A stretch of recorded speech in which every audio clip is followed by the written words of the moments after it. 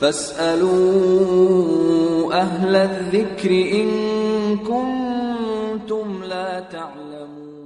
अस्सलामु अलैकुम वरहमतुल्लाहि वबरकातुहू। मैं हूं आपका मेज़बान हाफिज़ मोहम्मद दानिश। मोहतरम सामीन नाज़रीन, आपके सवालात के जवाबात के लिए हमारे साथ मौजूद हैं मुफ्ती अहमद बिन मोहम्मद अरशद खान साहब। जी मुफ्ती साहब, मास्टर रफ़ीक साहब महाराष्ट्र से मालूम करते हैं बाइक का इंश्योरेंस करना कैसा है, जिसमें अलग अलग स्कीम होती हैं। बिस्मिल्लाहिर्रहमानिर्रहीम हामिदन व मुसल्लियन व मुसल्लिमा अम्मा बाद। इंश्योरेंस कराना मज़हब इस्लाम की रूह से ये जुए की एक किस्म होने की वजह से नाजायज़ और हराम है। आदमी को अपने इख्तियार से अपनी किसी चीज़ का इंश्योरेंस नहीं कराना चाहिए, लेकिन अगर मजबूरी में या कानूनी तौर पर किसी चीज़ का इंश्योरेंस कराना ज़रूरी हो तो फिर गुंजाइश है। अलबत्ता अपने दिल में उसको गुनाह समझता रहे और तौबा व इस्तिग़फ़ार करता रहे।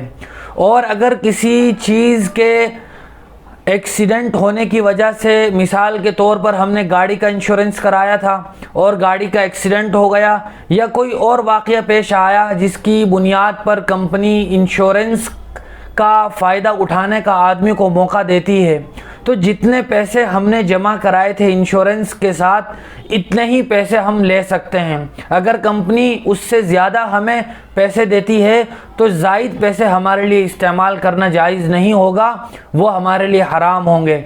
लिहाजा जितनी रकम हमने जमा कराई हुई है इतनी ही रकम हम ले सकते हैं। अज़ीज़ अंसारी साहब मुबारकपुर से मालूम करते हैं, क्या मछली खाने के बाद दूध वाली चाय पी सकते हैं या नहीं?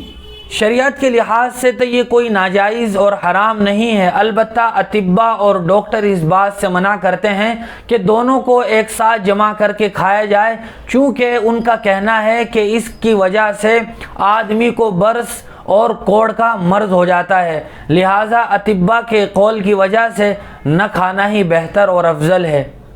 मोहम्मद भाई पालनपुर से मालूम करते हैं, अगर किसी साहब ने अपनी बीवी को तलाक दी और रुजू नहीं किया, यहाँ तक कि इद्दत मुकम्मल हो गई, तो क्या दोबारा निकाह करने के लिए नया महर देना ज़रूरी है या नहीं? जी हाँ, अगर किसी आदमी ने अपनी बीवी को 1 या 2 तलाक़ रजई दे दी हो और तलाक़ देने के बाद इद्दत में बीवी से रुजू न किया हो, उससे ताल्लुक़ कायम न किया हो, तो इद्दत गुज़रने के बाद बीवी उस शोहर के निकाह से निकल जाती है। अब अगर शोहर उस बीवी को अपने निकाह में लाना चाहता है तो नए सिरे से निकाह होगा और नए महर के साथ निकाह होगा, जिसकी अदायगी ज़रूरी होगी। मौली खब्बाब पालनपुर से मालूम करते हैं, नमाज में सलाम फेरते वक्त क्या नियत करना चाहिए?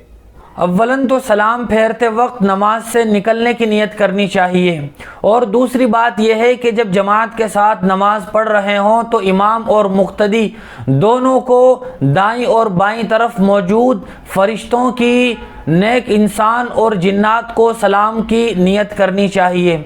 इसी तरह मुक्तदी को जब वो दाईं तरफ सलाम फेर रहा हो तो इमाम की नियत के साथ साथ फरिश्तों की, नेक इंसान और जिन्नात की नियत करनी चाहिए। और अगर मुक्तदी बाईं जानिब हो तो सलाम फेरते हुए इमाम की नियत भी करेगा और नेक इंसान, जिन्नात और फरिश्तों की भी नियत करेगा।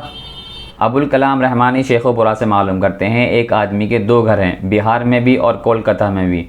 वो कभी कभी बिहार में भी आते हैं और कोलकाता में उनके बीवी, बच्चे, ज़मीन, घर सब कोलकाता में भी है। तो वो जब बिहार आएंगे तो नमाज क़स्र पढ़ेंगे या मुकम्मल?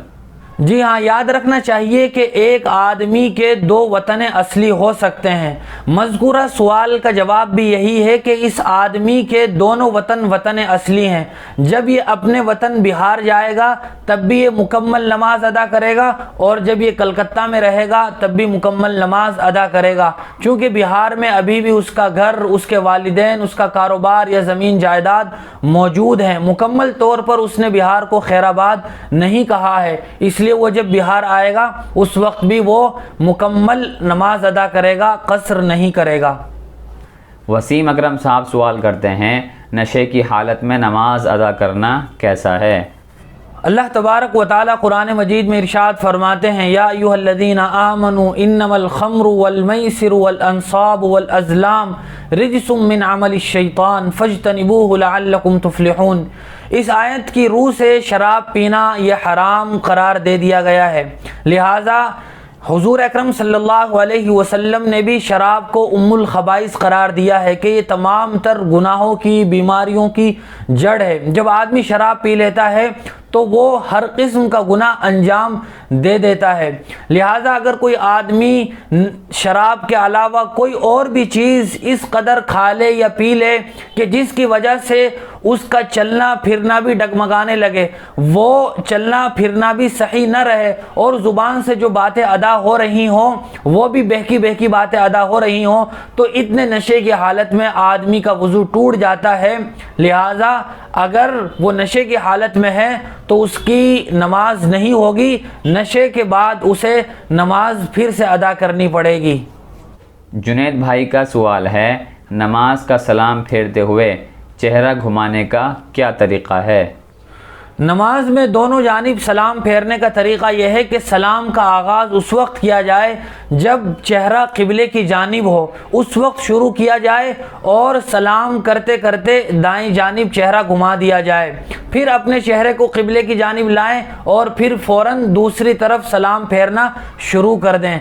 मिसाल के तौर पर इस तरह सलाम फेरेंगे, अस्सलामु अलैकुम व रहमतुल्लाह, अस्सलामु अलैकुम व रहमतुल्लाह। इस तरह हम सलाम फेरेंगे। इसी तरह की मज़ीद मसाइल की जानकारी के लिए आप अपना सवाल हमारे कमेंट बॉक्स में लिखें। हमारे दारे ارقم यूट्यूब चैनल को सब्सक्राइब करें, वीडियो की नोटिफिकेशन के लिए बेल आइकन को दबाएं, वीडियो को लाइक करें, सदक़ा जारिया की नीयत से वीडियो को शेयर भी करें और इसी तरह अपने सवाल और जवाब हम तक पहुँचाते रहें। जज़ाकल्लाह।